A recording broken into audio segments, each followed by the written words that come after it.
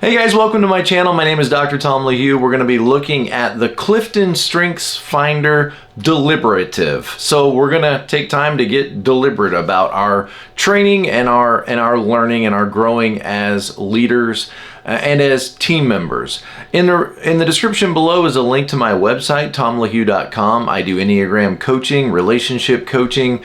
I do all kinds of coaching based on the Enneagram. So if you love the Enneagram and sometimes you get stuck in life or stuck in your relationships, reach out to me. I'd love to meet with you and work with you. I've got 3-week plans, 6-week plans, and more. So also on my website, I have many on-demand courses that are available. For example, one's on Enneagram coaching and relationship coaching, but also courses like the 10-day challenge. If you're feeling kind of stuck and overwhelmed in life and not sure what to do next, try the 10-day challenge. 10 days of clarifying your goals, setting goals, taking action to reach and become everything that you can be. Also, there are live classes on Zoom coming up, and I'd love for you to participate in one of those classes where we can interact directly. Thanks again to my patrons. I really appreciate your support as well. All right, today we are going to tackle the StrengthsFinder strength of being deliberative. Now, I hate to say this, but I'm going to say it right at the beginning, is out of the 34 strengths, this was number 34 for me. That's right. The lowest, the least, the one I need to work on the most in terms of how deficient I am.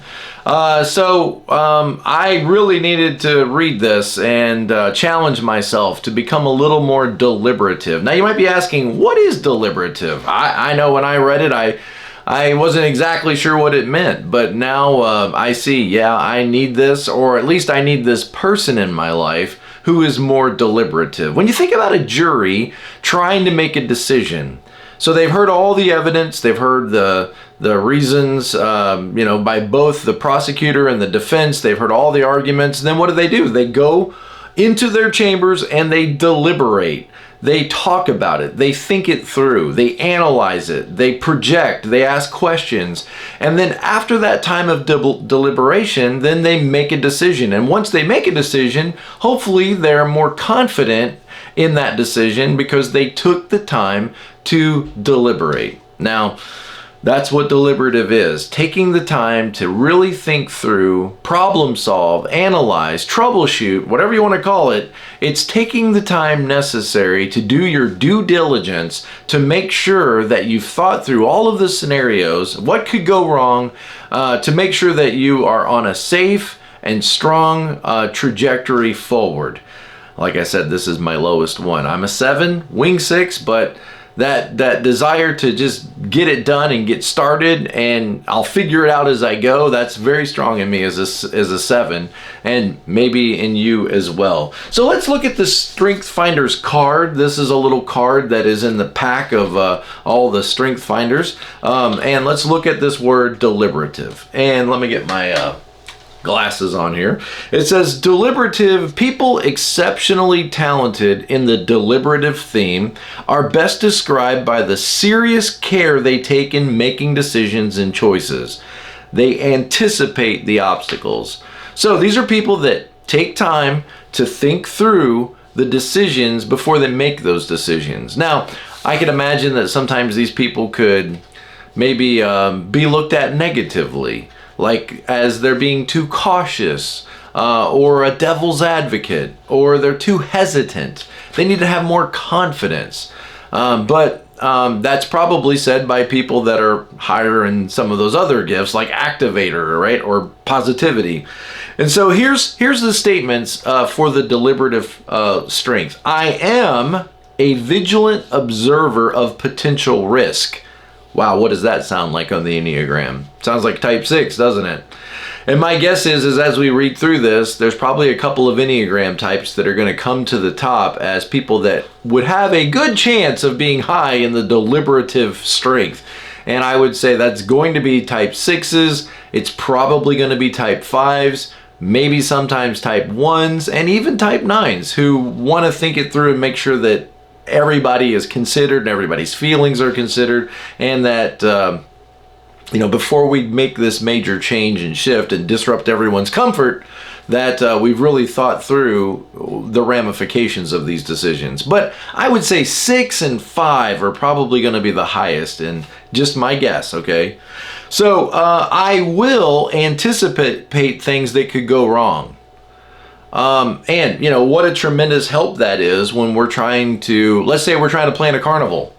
Okay, we're going to plan a carnival, and my brain goes immediately to what we could do, how it could be amazing, all of the things that we should. Let's get a train, let's get pony rides, let's get cotton candy, let's get, and my brain just goes immediately to what the possibilities are and what we could do. But we need this person who says, well, what about the permits we need to fill out? What about the restrooms that we need to have available? What about the water flow off the parking lot? I don't even know what to ask. I don't even know what to ask when it comes to these kinds of things. That's how deficient I am in deliberative. I try to give you an example, and I'm not even sure what to ask to illustrate how a deliberative person might think through this. So anticipating the things that could go wrong.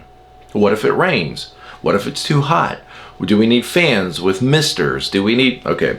So here's the contribution that deliberative people would bring. I bring a thorough and conscientious approach. A thorough and conscientious approach. That's fantastic. I think of these people as being the people that are going to help us get our feet on the ground. So I can live in the clouds, and a lot of people can, with all kinds of ideas and all kinds of excitement and energy, and let's get it moving, let's get rolling. And then you got this person who's saying, okay, yeah, that sounds really good, but let's get our feet back on the ground. How much is this going to cost? Who is this going to affect? What teams will need to be implemented in order to accomplish these tasks? Is this realistic? What would the outcomes be? What could the potential hangups and snares and snags and problems be?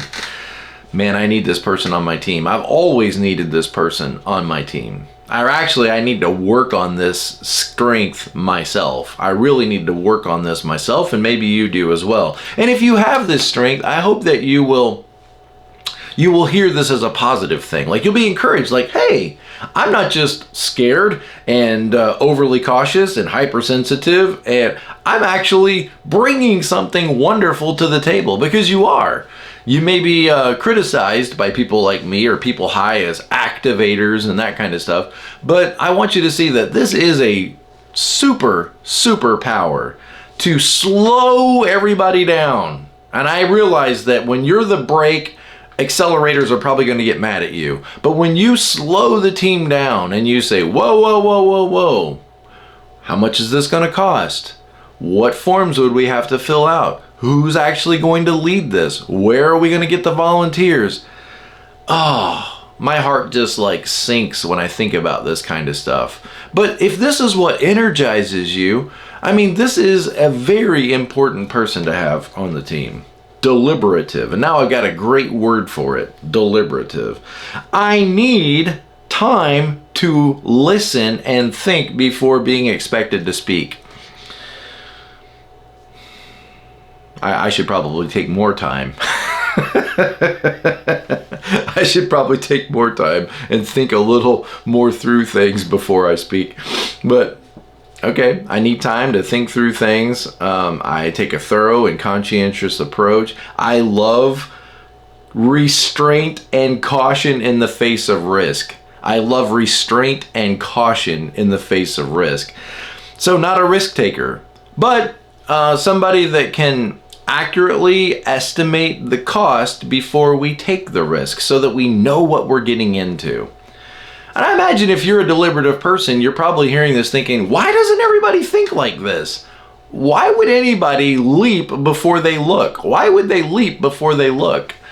Well, some of us, we get agitated with sitting still, like we want to start making progress. And it's kind of like, I guess those people that would say, let's open a game, let's just start playing, we'll figure it out as we go. And that's got to drive people like this crazy. Let's just start playing the game, we'll figure it out as we go. Like, shouldn't you take the time to read the rules and figure out what the point of all this is? And no, I just want to have fun, so let's play the game before we read the rules. Okay. I love restraint and caution in the face of risk. Now here's what you hate, okay? And I think it's important that you realize that there's something that you hate, something that you don't like. Because if you're a loving 9, you probably don't think about yourself as hating stuff. But it can be good to hear exactly what it is that you hate. And this is the statement. I hate a rush to judgment. I hate a rush to judgment, to just like, okay, well, let's just, go for it. Let's just, throw caution to the wind and let's just make a decision. Let's go for it, because we can't sit around here in a committee all day. I hate a rush to judgment. I want to sit and think about it, talk about it, analyze it, have a conversation, have a debate, have a discussion, ask questions, do some research. And that all makes a lot of sense. I mean, it really does. So my number 34, my lowest one. I got room for improvement, and so do you. We all do. Okay, so the metaphor is, or the image is, an ounce of prevention is worth a pound of cure, and the jury that has to deliberate before giving a verdict.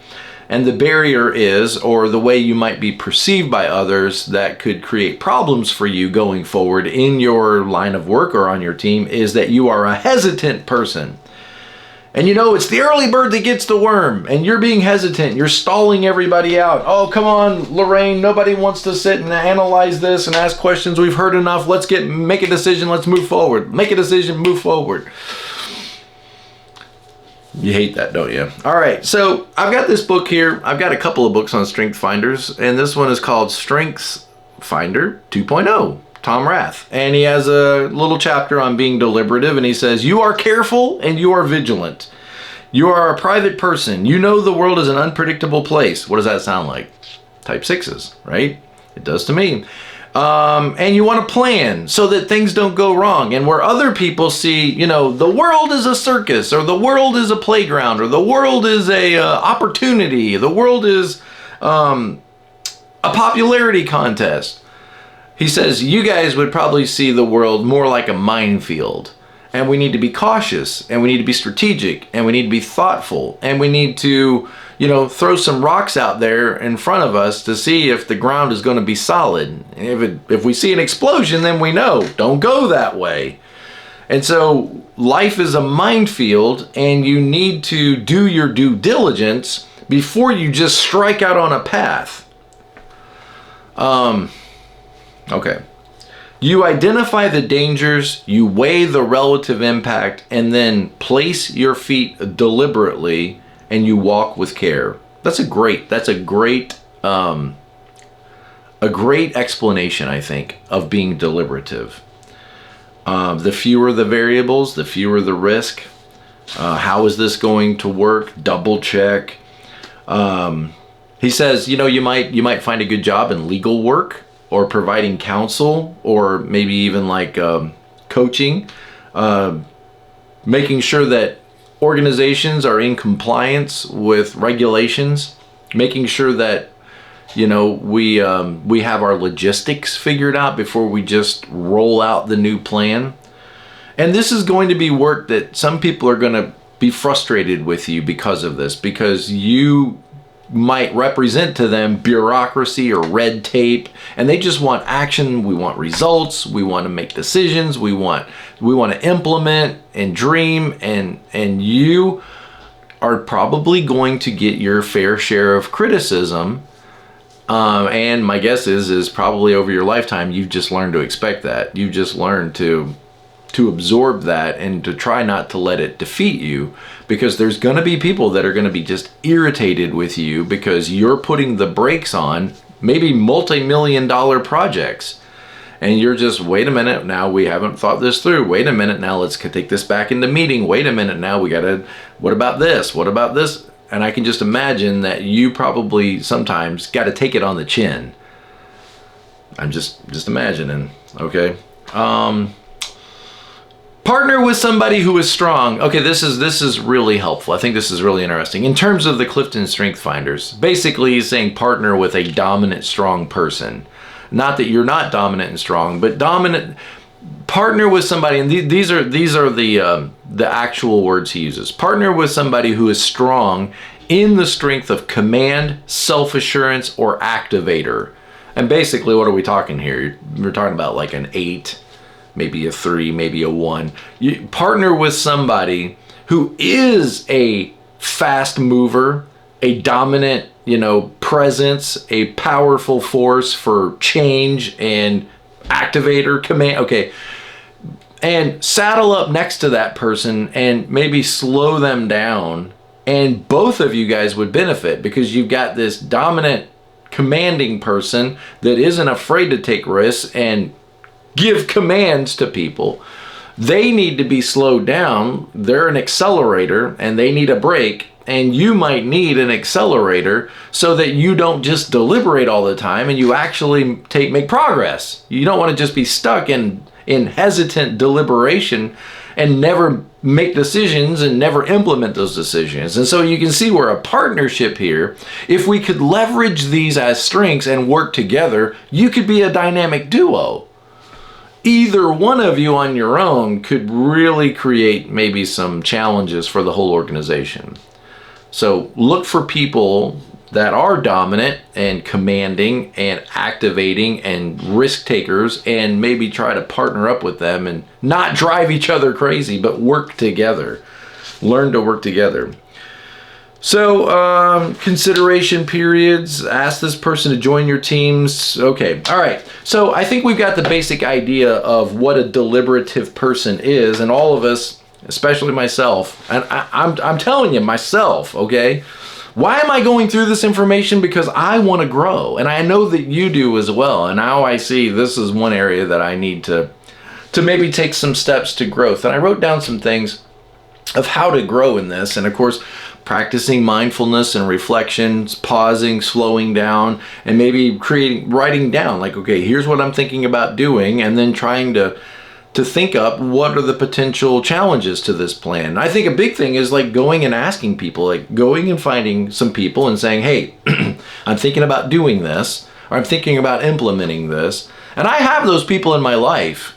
And I hope that, if this doesn't come natural to you, that you find some people like that in your life, that before you just leap out there and start taking a direction and taking action, you've got a little group of people that slow you down.